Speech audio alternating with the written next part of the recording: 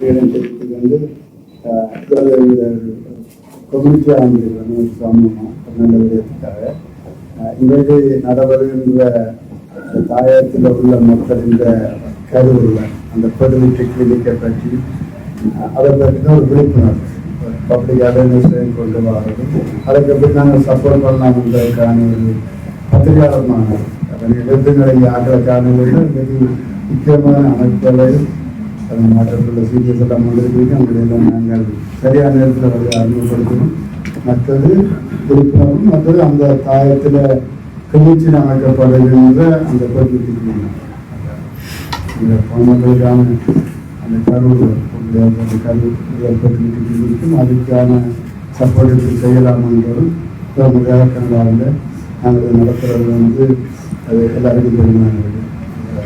உங்கள் எல்லாருக்கும் நன்றிகள் பாராட்டுகள் கொடுத்துட்டு ஒரு சில விடயங்களை சொல்லுவாங்க. நான் இப்போ இதுக்கு கணக்கு பேசுறதுக்கு நினைக்கிறேன். இதிலிருந்து 3 பேர் என்னுடைய ஜோயின் பண்ணிங்க.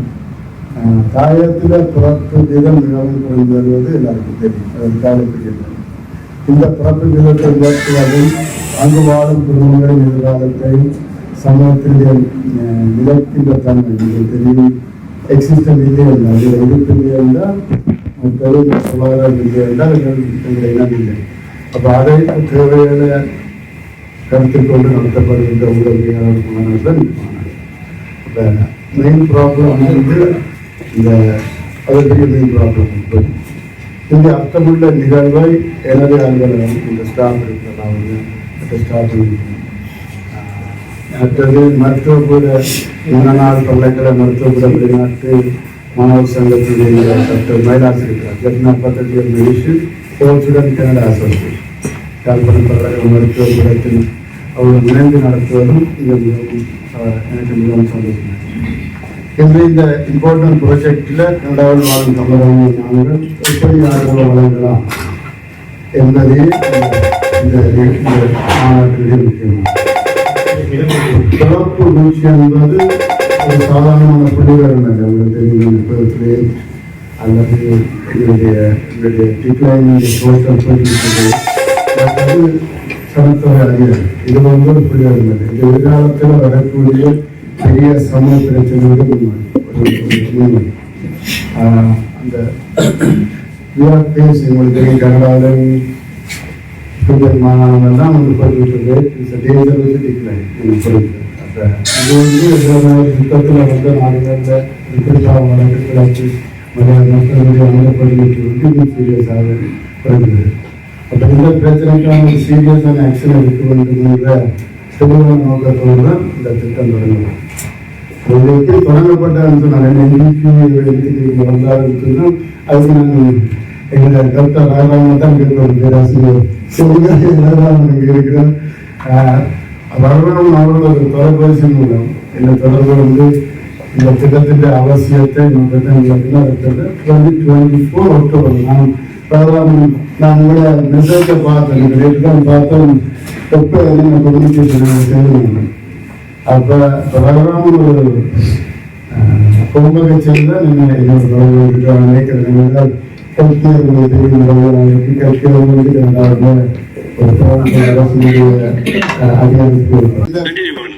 எங்கட இந்த ஃபெர்டிலிட்டி இஷ்யூ வந்து ஒரு சீரியஸான இஷ்யூ சீரியஸான ஆக்ஷன் எடுத்துட்டோம். இப்போ எடுக்க வேண்டுமென்ற தெளிவான நோக்கத்தோடு தான் இந்த திட்டம் தொடங்கப்பட்டது. அப்போ என்னோட என்னுடைய டாக்டர் ரகுராமன் இப்போ பேராசிரியர் வாழ்த்துக்களை ரகுராமன் பேராசிரியராக இருக்கிறீங்க கிட்டடியில்.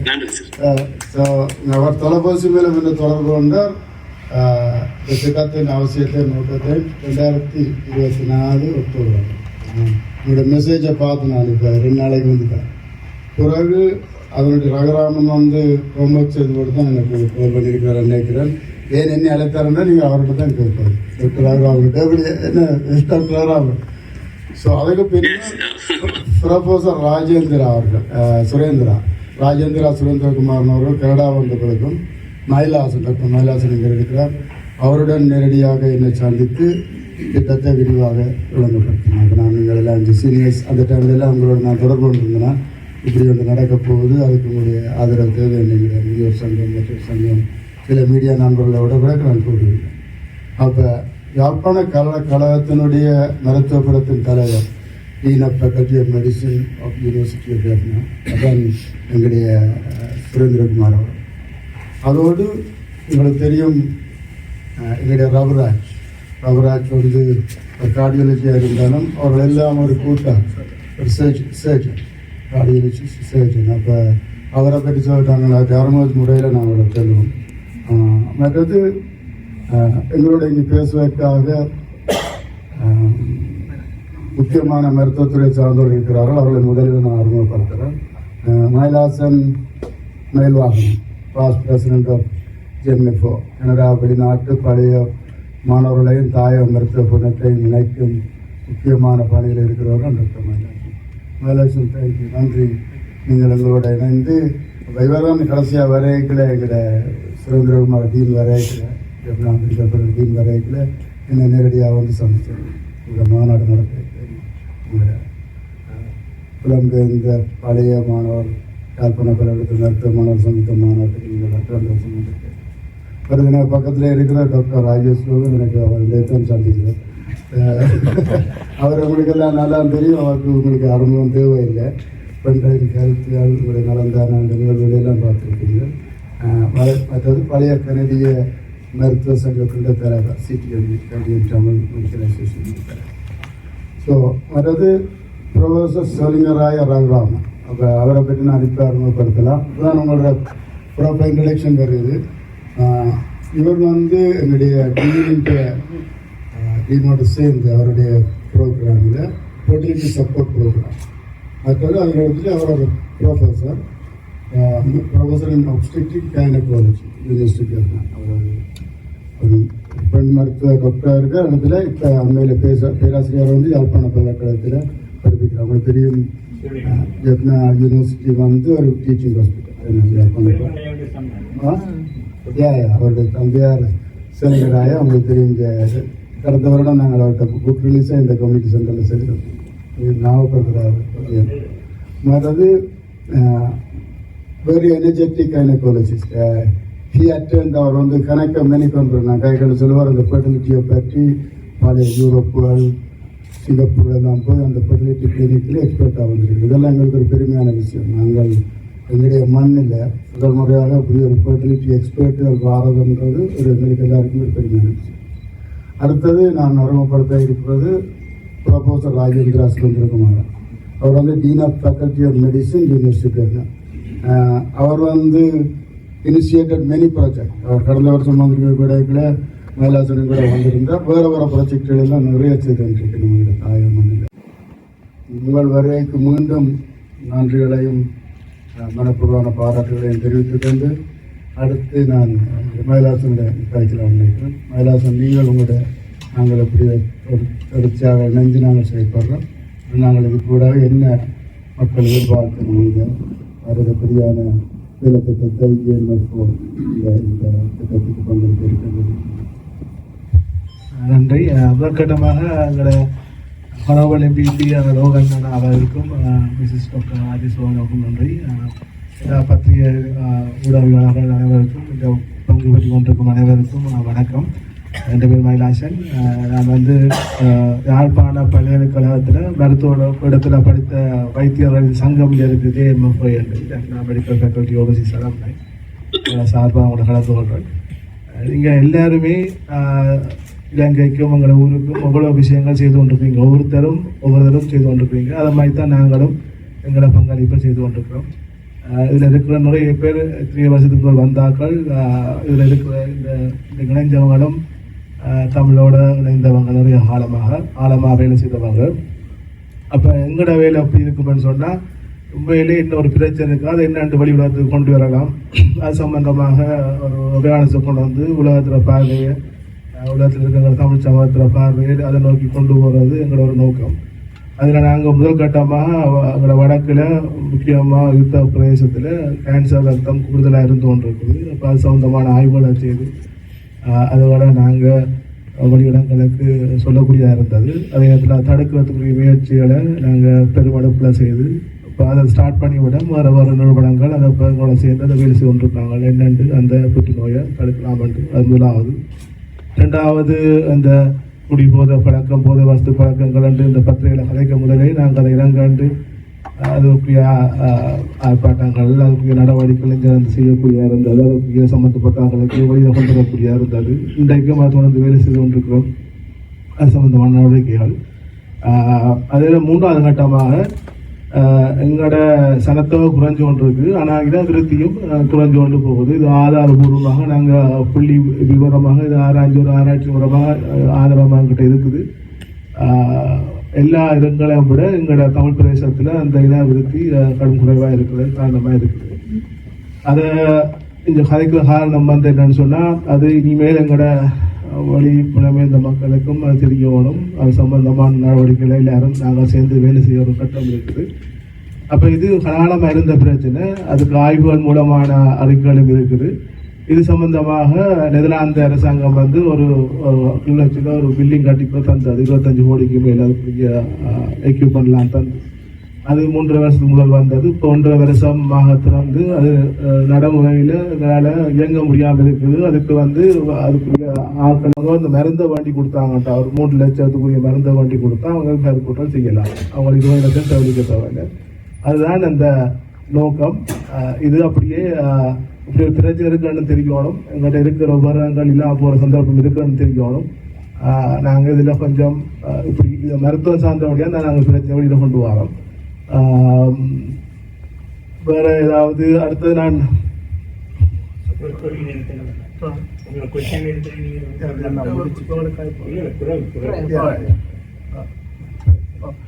அடுத்தது வந்து இதில் 3 பேர் இதில் ஜாயின் பண்ணியிருக்காங்க. முதலாவது வந்து ப்ரொஃபஸர் அவுராமன்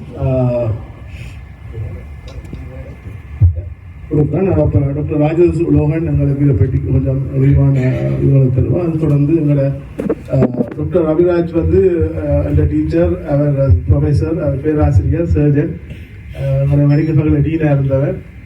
அவர் வந்து 2வது பேட்ச், அதாவது இப்போ அவர் டாக்டராக பள்ளியை வரக்குள்ள அவர் 79ஆம் ஆண்டு 82ஆம் ஆண்டு அப்படியே அவர் வெளியில் வந்திருக்கணும். அப்போ இருந்து டாக்டராக இருக்கிறார். அவர் மெடிக்கல் ஃபேக்கல்டி டீனாக இருந்தவர், பிறகு ஹாஸ்பிட்டல் டைரக்டராக இருந்தவர், யுத்த காலத்தில் ஒரு முக்கியமானவர். எல்லா விதமான ஆட்களுக்கும் அவரை தெரியும் அவர் சேவைகள். இப்போ அவர் வந்து யூனிவர்சிட்டி கிராண்ட் கமிஷன் மெம்பராக இருக்கிறார். அடுத்தது சுரேந்திரகுமாரன், அவர் ஒரு பேராசிரியர், அவர் டீனாக இருக்கிறார். அடுத்தது அவர் அம்மன் கைனகாலஜிஸ்ட். அவ்வளோ பேரும் நாங்கள் ஒவ்வொரு கேள்வி இப்போ இதுக்கு பிறகு அவங்க கதைப்பாங்க எல்லாரும். அடுத்து எங்களுடைய டாக்டர் ராஜேஷ் லோகன் வந்து இங்கே உள்ள தங்களுடைய ஃபெர்டிலிட்டி சம்பந்தமான அல்லது கருத்தரிப்பு சம்பந்தமான விடயங்களை பற்றி பொதுவாக கருத்தாங்க.